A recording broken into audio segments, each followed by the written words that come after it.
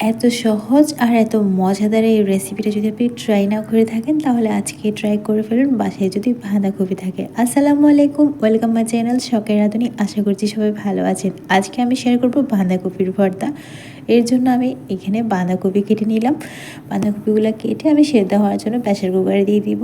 এখানে আমি 2 কাপ পানি দিয়ে এটাকে আমি সেদ্ধ হতে দিয়ে দিব। খুব বেশি ছোটো করে কাটিনি কিন্তু। এরপর আমি এখানে দিয়ে দিলাম লেবুর রস। এতে করে বাঁধাকপির যে একটা আষ্টে গন্ধ লাগে অনেকের কাছে, ওটা লাগবে না। এগুলোকে আমি 2টা সিটি দিয়ে নামিয়ে নিলাম।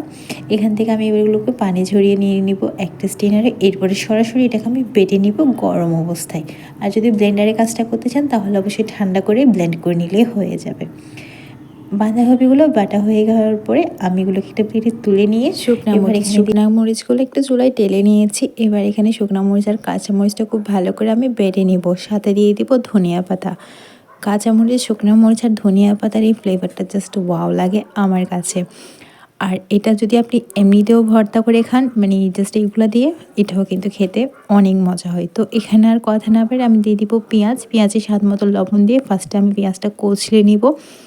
এমনভাবে মাখিয়ে নেবেন যাতে পেঁয়াজের গায়ে যে পানিটা আছে ওটা ছেড়ে দেয়, আর লবণটা যার যার স্বাদ অনুযায়ী দিবেন। এরপরে আমি এইভাবে মরিচের ঝালটার সাথে, মানে বাটাটার সাথে আমি ভালো করে এটাকে মাখিয়ে নেওয়ার পর নিয়ে নিব বাঁধাকপি বাটাটা দিয়ে এবার খুব ভালো করে আমি এখানে মিক্স করে নিব। আপনি যদি আমার চ্যানেলে নতুন হয়ে থাকেন তাহলে অবশ্যই আমার চ্যানেলটি সাবস্ক্রাইব করে দেবেন এবং পাশে থাকা বেল আইকনে ক্লিক করে দিবেন।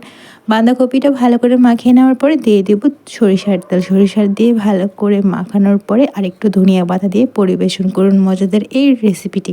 আর এই পাটায় ভর্তা করার পরে আমার এই পাটার মধ্যে কেন জানি না ভাত খেতে অনেক ভালো লাগে, তাই গরম ভাত নিয়ে আর দেরি না করে ভর্তার সাথে মাখিয়ে খাওয়া শুরু করে দিলাম। আসসালামু আলাইকুম।